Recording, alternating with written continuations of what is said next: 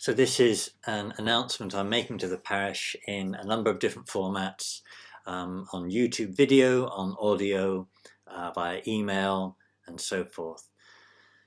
And I'm speaking to you with some significant news, news that I realise comes at a time of great uncertainty in the society around us, but with that for our parish.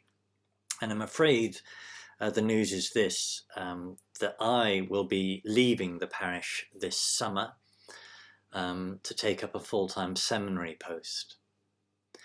So I'm making this announcement to you now, some months before I go, so that I can explain to various key parish workers why I'm trying to organise various things for the transition, even amidst this COVID-19 situation.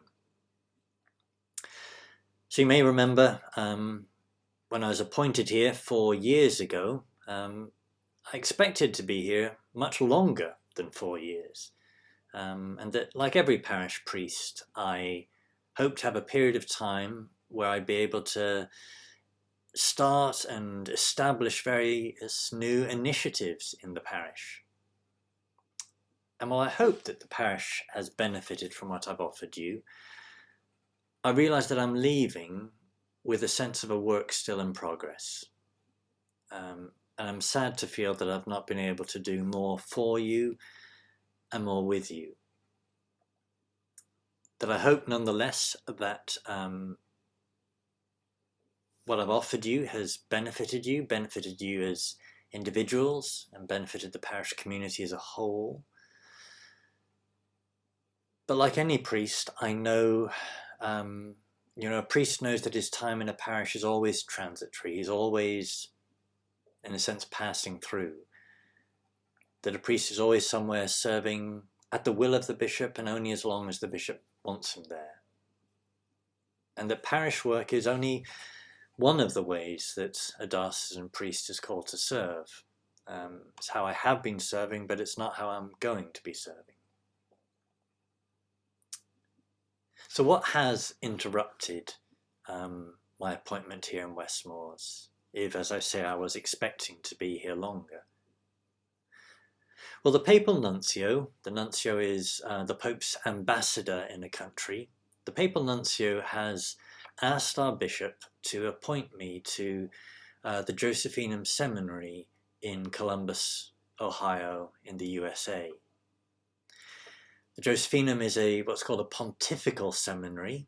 That means it's established not by an individual bishop for an individual diocese or area, but it's established directly for the Pope to serve more universally. And this seminary, the Josephinum, thus recruits priests more widely. It's actually the only pontifical seminary outside of Italy. And as our bishop pointed out to me, there's no Catholic institution in the UK of the size of this or the status of this to compare it to.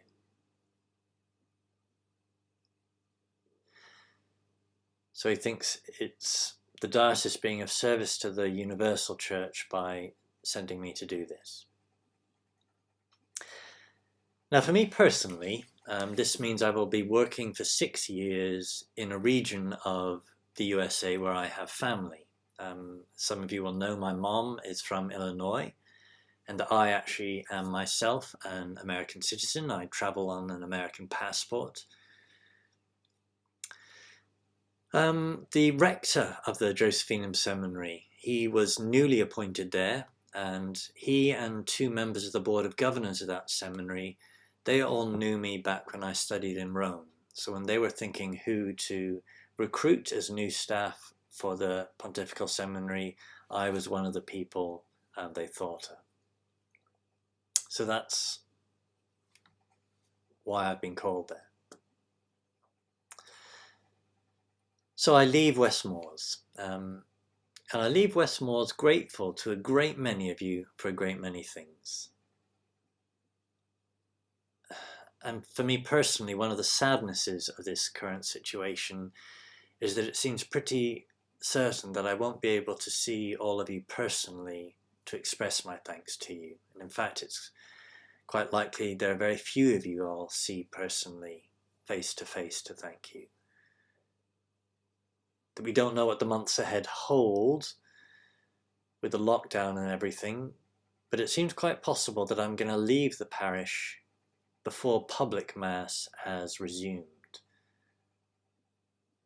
And that means, among other things, that the transition between me and my successor is going to be difficult.